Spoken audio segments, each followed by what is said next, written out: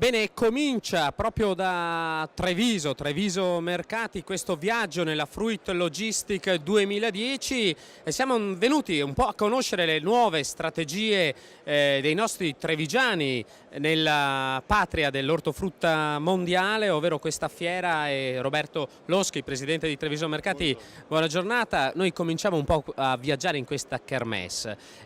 La notizia è che voi continuate a fare questo patto con il Parco del Sile, con altri soggetti trevigiani per promuovere ovviamente gli splendidi prodotti a marchio della nostra terra. Certo, sono il nostro biglietto da visita, quindi di conseguenza il percorso che abbiamo cominciato assieme al parco continuerà con un percorso condiviso sull'educazione e la promozione dei nostri prodotti. Presidente Loschi, voi avete un'iniziativa davvero speciale in cantiere che sta proprio per decollare.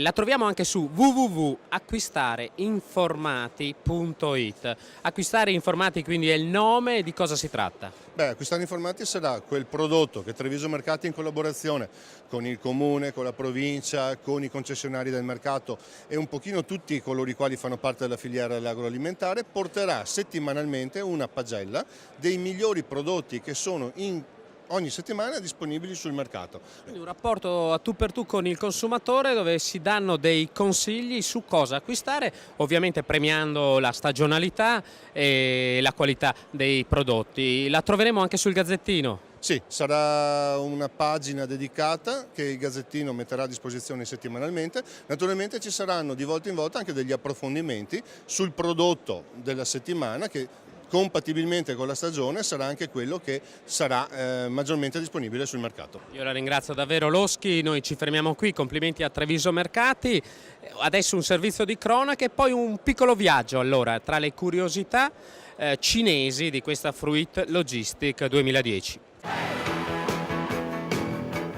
Si è chiusa con successo la 109esima edizione della Fiera Agricola a Verona. Un appuntamento biennale che quest'anno ha registrato un incremento del 7%, superando la quota di 130.000 visitatori in 4 giorni. Presente con uno stand dedicato a tradizione e innovazione anche la Regione del Veneto, che ha voluto sottolineare con la presenza a questa fiera l'importante ruolo delle istituzioni nel sostenere il lavoro delle imprese. Un esempio per tutti il nuovo PSR che getta le basi per l'agricoltura del futuro. Ai nostri microfoni Andrea Comacchio, segretario regionale al settore primario. Abbiamo ritenuto di proporre come tema dello stand il programma di sviluppo rurale, che è sicuramente la parte principale della programmazione nel settore primario. L'obiettivo è quello di tentare di coniugare la specificità del nostro territorio, delle nostre produzioni di alta qualità con l'innovazione. Le regioni che hanno prodotti tipici e di qualità devono entrare nel capitale della grande distribuzione, acquisendone quote societarie. Solo così potranno veramente garantire le produzioni locali. E questa è l'idea espressa dal vicepresidente della Regione Veneto, Franco Manzato, che ai nostri microfoni aggiunge: tutti gli investimenti della Regione Veneto devono essere destinati allo sviluppo delle imprese per fare reddito. Il punto determinante è il reddito delle imprese agricole.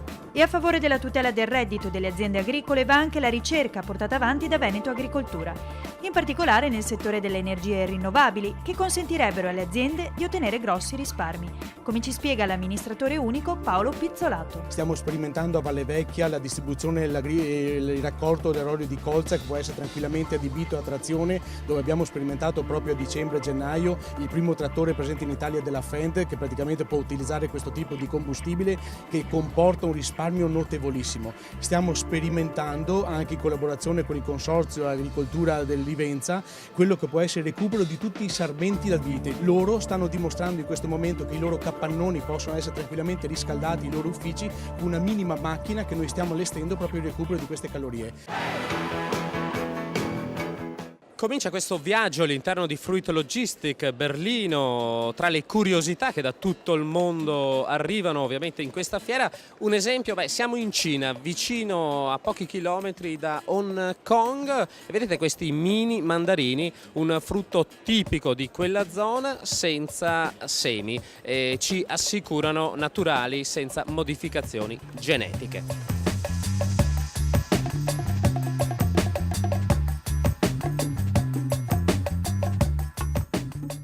Rimaniamo in Cina, io saluto Mr. Jia.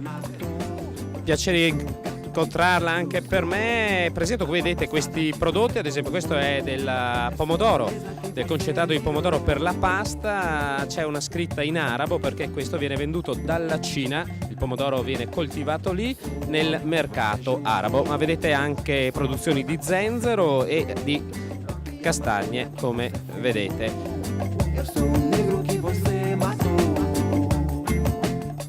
Rimaniamo in Cina, dove stiamo davvero comprendendo anche un altro punto di vista. Certo, i prodotti italiani sono buoni, ma pensate nel mondo quante importazioni e esportazioni vengono fatte. Ecco, in questo caso troviamo un'azienda cinese che fa questa sorta di liofilizzato, che creerà probabilmente delle gelatine. Vedete, il nome in inglese è Agar, andremo a controllare anche noi di cosa si tratta.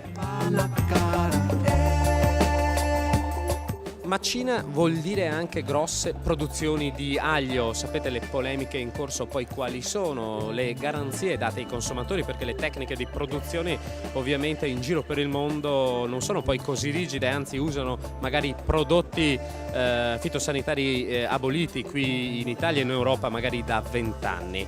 Noi adesso ci fermiamo qui dopo questo giro nella Cina agricola, ritorniamo dalle parti nostre, ma vi promettiamo di farvi conoscere altre particolarità dalla Fruit Logistic 2010.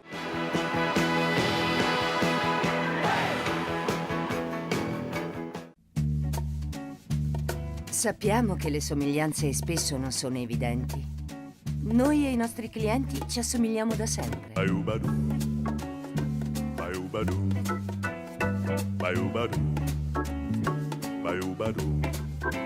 Perché siamo cresciuti negli stessi luoghi, perché parliamo la stessa lingua, perché abbiamo gli stessi valori, perché sappiamo guardare avanti.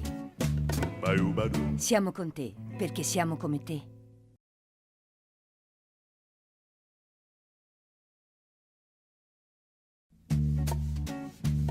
Sappiamo che le somiglianze spesso non sono evidenti. Noi e i nostri clienti ci assomigliamo da sempre.